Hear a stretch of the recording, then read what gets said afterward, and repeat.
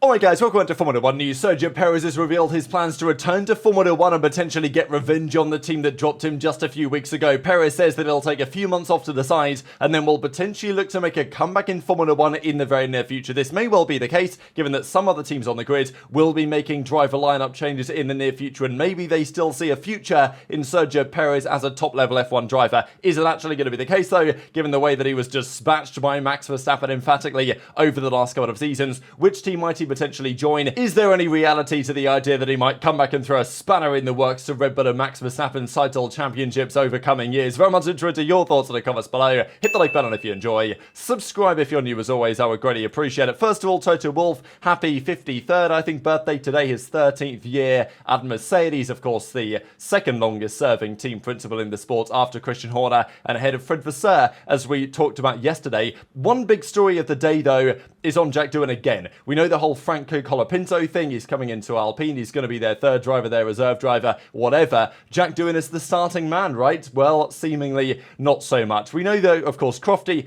this may just be his opinion. This was at kind of the Autosport convention, whatever it was, going on today. Lucy, I know that people were quote tweeting this saying there's no video, like you just making it up. And Lucy was like, no, I was there. This is what he said. But I'm not sure exactly how he said this. Did he say this in the way that it's just an opinion? Did he say this in the way that he's heard some things maybe? And to be fair, the opinions of guys like Crofty will be informed by things they may have heard and things that they may understand from their time in the sport and speaking to others who know a thing or two behind the scenes. So Crofty believes Colapinto is in halfway through the year. The current belief is Doohan has a contract for 6 races, so Colapinto may be in the 7th race of the season, Colapinto may be in for the 13th race of the season, he may be in after the summer break.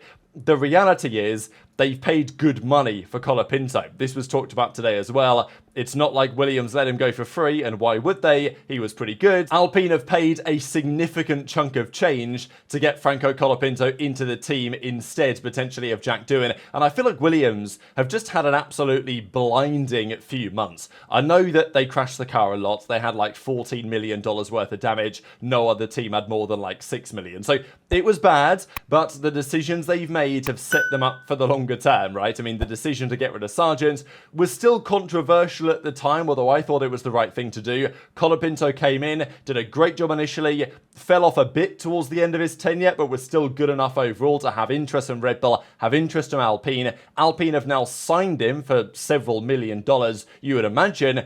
And Williams have a great lineup. Albon's still there, who is destroying Sargent over the last couple of years, albeit given his Red Bull stint wasn't great by any means. There's still some questions on how good Albon's actually going to be compared to a season's multiple race winner in Carlos Sainz.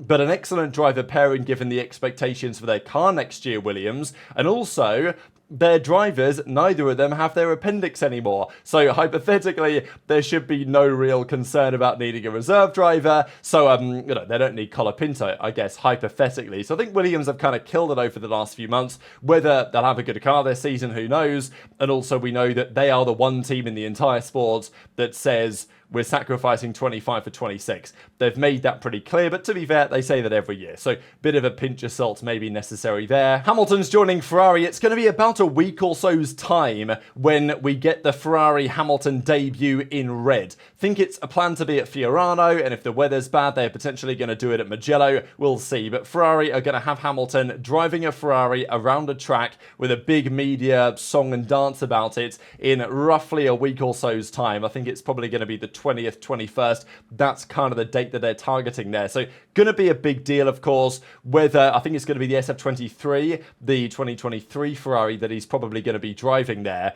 And also, we're talking a lot about the new car, what it's going to look like. De Kessel was talking about this as well and says that no one's really seen the car yet going into the simulation tools and the wind tunnels. Obviously, at least anyone from the outside hasn't seen the car. But he does say that the livery will be more intense and darker. Not as much as the SF1000, the special edition livery for, was it the Portimao Grand Prix, whatever, the very deep dark burgundy. It's going to be more like a cherry, and, well, these are some colours that people have been messing around with in terms of what shade of red the Ferrari for 2025 is actually going to be looking like. Something like this, of course, has been thrown around as a general idea. How quick's it going to be? That's really the question that matters, and that will obviously determine to some extent what Hamilton's number is on this list. Of the many great champions and drivers that have driven for Ferrari, at least in recent times, these are some of them to keep an eye on, and just some numbers on how many races before they won a Grand Prix with Ferrari. For Kimi Raikkonen, it was his first. At the Australian Grand Prix in 07, he went on to win the championship that year. Alonso won his first at the Bahrain Grand Prix in 2010. Vettel won his second in Malaysia. Schumacher won his 7th in Spain back in 1997.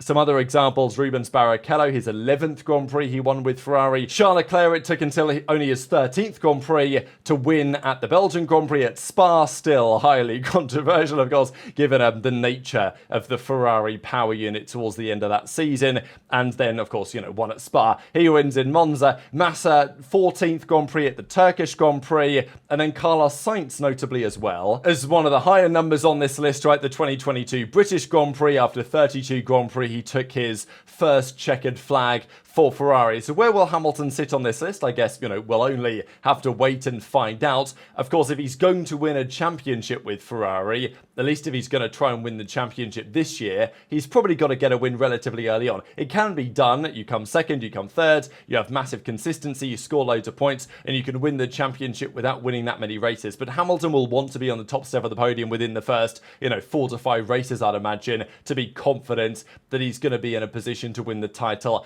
in the upcoming season. There was further talk about this as well. We saw some pictures the other day from Angela Carlin, from Hamilton, skiing, and there's been some questions on whether they're going to have a bit of a reunion going to Ferrari. I don't know if there's anything more to that than just Planet F1 putting it out there as a rumour, so I think it is just a rumour for now. But yeah, time will tell on that one. Just before we discuss the Perez stuff, thought this is kind of interesting from Lando. We know that at the end of the season there were some interesting team orders going on.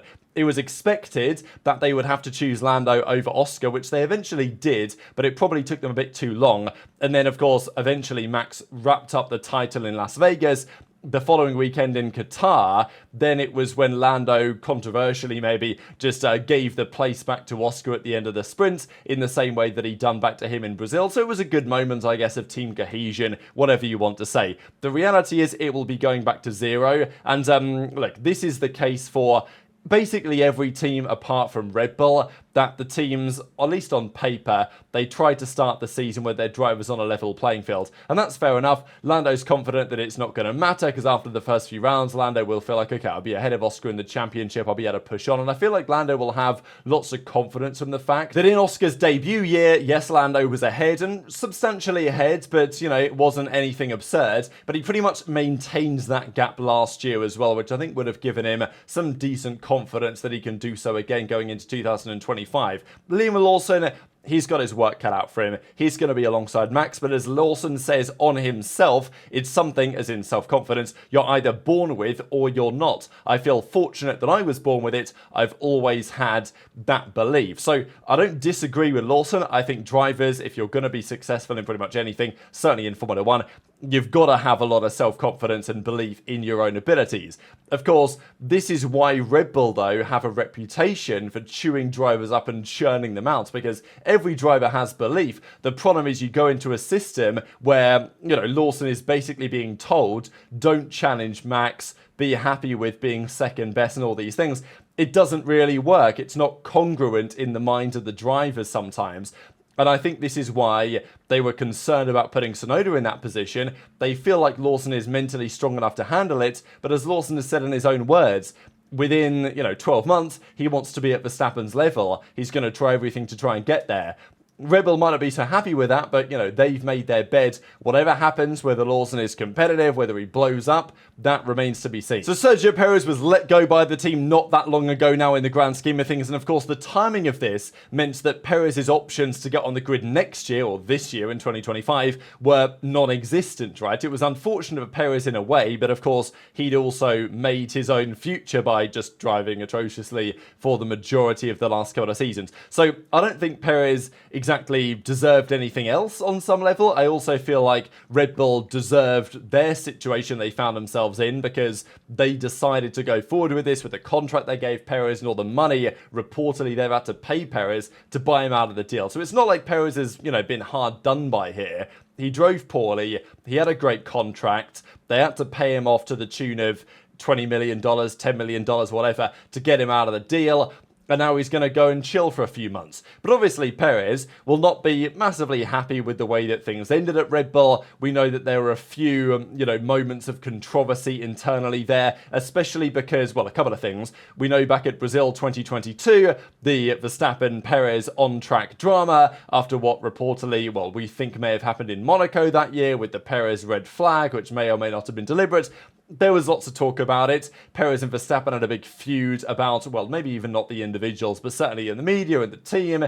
It was a lot of controversy after that Grand Prix. And then, of course, in more recent times, when Perez was struggling, and Red Bull realised, hang on a second, Max is also struggling with the same problems. It's just Max's abilities were covering up some of the weaknesses in the car. The RB20 was getting more and more understeer, losing performance in the corners over time, but Max was able to, with his very, impressive ability to turn the car into the corner in a very sharp and dynamic way, was able to kind of paper over those cracks. And Red Bull were of the belief that Perez was just terrible, and Perez wasn't good. Even when the car was better, he still had terrible weekends. And I'm not trying to, say that Perez should have kept the seat or anything. I think they should have got rid of him long ago. But the reality is that Red Bull realised after Max started to struggle that, hey, maybe we should have listened to Checo, because he was telling us these problems a while ago. We weren't listening. We just thought he was bad. Turns out he was onto something. It's just Max was so good that Max didn't even notice at first. So, it's an interesting one. Perez is now in a situation where he wants to look for a return. He's definitely not ruled out coming back to Formula 1, and maybe there could be an option there on the table for him. His father was saying a couple of things. I thought this is interesting. We have to thank Red Bull a lot, so fair play from Antonio Perez, because he says a lot of things that I'm like, well, I don't know if he should have said that. But yes, Checo Perez's best years in his racing career were at Red Bull. We must not take this as a rivalry. This is the world of motorsport. You have to understand something about this to make it clear. Formula 1 only has 20 seats. We are more than 7 billion people. Everyone is looking for a seat there. So, I think it's nice that Antonio recognises that Perez can still be an excellent racing driver, but just not quite in the position right now to get into Formula 1. This was the full quote, though, where he said this: the best version of Checo Perez is yet to come. So the other bits that I just mentioned are like, wow, this guy's really, got his head screwed on. This sounds like a reasonable statement. Whereas, the rest of what Antonio says, like, it's a father talking about his son. I'm not going to criticize it too much, but I will say that I find it funny.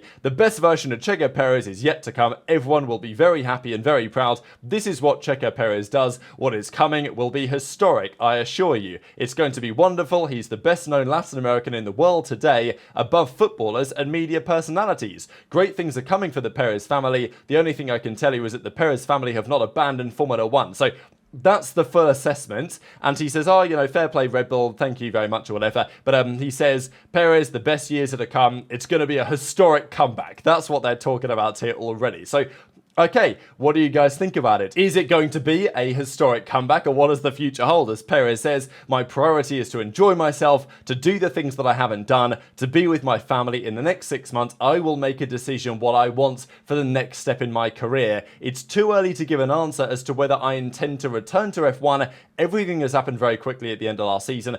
I didn't expect to leave the team. I mean, I did, but, fair play. Perez obviously didn't see it until it was too late. My biggest motivation now is to spend time with my children. So very nice to see. So Perez is saying, well, not so sure. Antonio Perez, his father, is saying, we're not done with Formula 1, we're coming back. That is certainly the intention. And if the possibility was there, I think Perez would have to consider it. Now, is he ever going to get a seat which would allow him to contend at the top? Unlikely. Even if he did, would he contend at the top? That's not what we've seen. But he's not going to go back to Red Bull. The possibilities are a couple of teams, right? I still think there are teams out there that will look at Perez and say, look, he's a guy that can do a job for a team if we, set him up in a way that he's happy with. Is he the driver that he was a few years ago? No. He was an exciting driver to watch. He had some upside. Obviously, the Racing Point days teams like Alpine, teams like maybe Haas, maybe Sauber, something like that in the coming years, towards the back of the grid will be considering it. And to be fair, I don't think you can rule out Cadillac entirely either. So Cadillac are coming in 2026. I'm pretty convinced that they're probably going to get Colton Herta, a driver that was in consideration for AlphaTauri, now RB Racing Bulls, not that long ago. IndyCar driver, been with that Andretti program, seems to make some sense. But if you're going to bring Colton Herta, an American driver, young rookie to Formula 1, you're probably going to want some experience, the likes of a Bottas or a Magnussen or something like that, or potentially a Sergio Perez, right? Because, hypothetically, Perez were to come in, mega sponsor backing, right? Like huge money, huge investment, huge interest.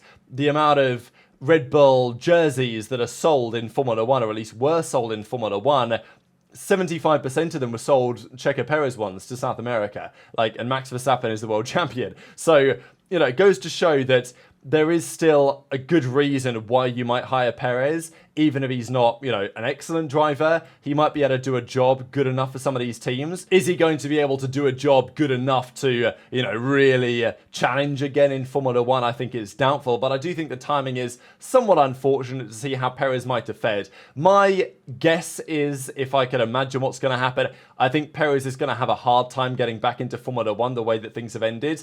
As I say, Cadillac, maybe some others could be an option.